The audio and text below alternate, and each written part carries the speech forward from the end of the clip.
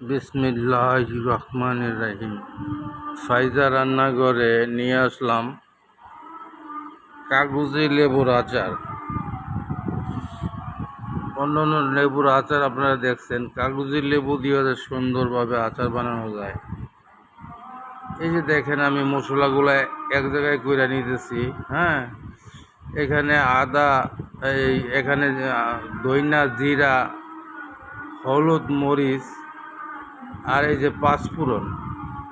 এরকম আহামরি কোনো মশলা আমি ব্যবহার করি নাই। হ্যাঁ, এই জায়গায়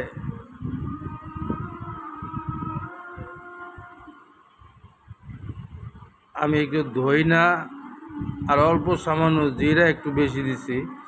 হ্যাঁ, আর ধইনাটা একটু বেশি দিছি। ধইনা কোনো ফ্লেভার নষ্ট করে না। আর পাঁচফোড়ন আমি এখানেও দিছি। আবার আপনার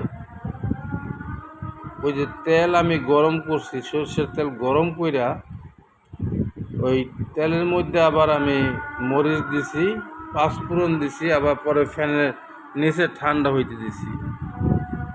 আর এইটাতে একদম আপনার ইয়েগুলা সুন্দর করে যে হোয়াইট ভিনেগার দিতেছি।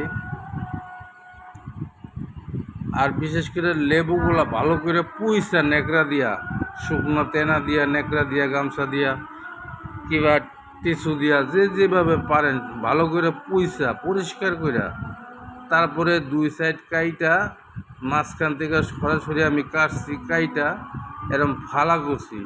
তারপরে ভিতরে বিচিগুলা ফালাই দিছি। ফালাই দিয়ে আপনার ওই যে সাদা একটা অংশ আছে, ওই সাদা অংশটুকু কাইটা ফালাই দিছি। দুর্দান্ত স্বাদ হয়েছে। আমি একদম মানে অকল্পনীয়। আমি 1.5 কেজি কি 1.5-2 কেজির মতো নিছিলাম। এই যে দেখেন, আমি নুনটাও দিয়ে দিছি। হ্যাঁ, নুনটাও দিয়ে দিছি। আর আমি আদা রসুনগুলা ব্লেন্ড করে নিছি হোয়াইট ভিনেগার দিয়া। হ্যাঁ, আর সাথে আমি আপনার সরিষা বাটা একসাথে মানে ব্লেন্ড করে নিছি। আপনার একদম পুরাপুরি ফাঁকি করি নাই। এই যে দেখেন, আমি খালি আলতোভাবে এটা লাগাই দিব শরীরে। এনে জোরে মাখামাখি কোনো সিস্টেম নাই। ওই জায়গায় আমি তেলটা আপনার গরমে দিছি, গরমে দিয়ে আবার ঠান্ডা করতে দিছি। আপনারা দেখবেন। এই জন্যে ভাই আপনাদের কাছে দোয়া করি, দোয়া চাই। এই চিলি ফ্লাক্স আমি দিয়ে দিতেছি, চিলি ফ্লাক্সটা এক্সট্রা দিতেছি। পরে আবার আমি কিছু তেলের মধ্যেও দিব। আপনাদের কাছে দোয়া করি, দোয়া চাই, মাফ করি, মাফ চাই। দুনিয়া ক্ষণস্থায়ী, আখেরাত চিরস্থায়ী। হ্যাঁ, এই জন্যে ভাই, এই দুনিয়ায় আজকে আছি, আমরা চিরদিন থাকবো না। দুনিয়া আসলে থাকার জায়গা না। এই দেখেন, আমি অল্প চিনি দিছি। চিনিটা আপনি অনেক বেশি দিবেন না। আচারের মধ্যে না দিলেই নয়, এরকম একটু চিনি দিতে হইব। কারণ তাইলে একটা আচার আছে মিষ্টি, ওটা আপনার তেঁতুলের আচার কন, বড়ুর আচার কন, ওইটা আপনার সরাসরি মিষ্টি করা যায়। কিন্তু এই আচারটা ফ্লেভারটা সুন্দর রাখার জন্য আপনার চিনিটা কম দিবেন। আমি 3 চামচ 4 চামচে 3-4 চামচ চিনি দিছি 1.5 কেজি। হ্যাঁ, আপনার আচারে। এই জন্যে ভাই, এইভাবে একবার আচারটা আপনারা বানায়েন।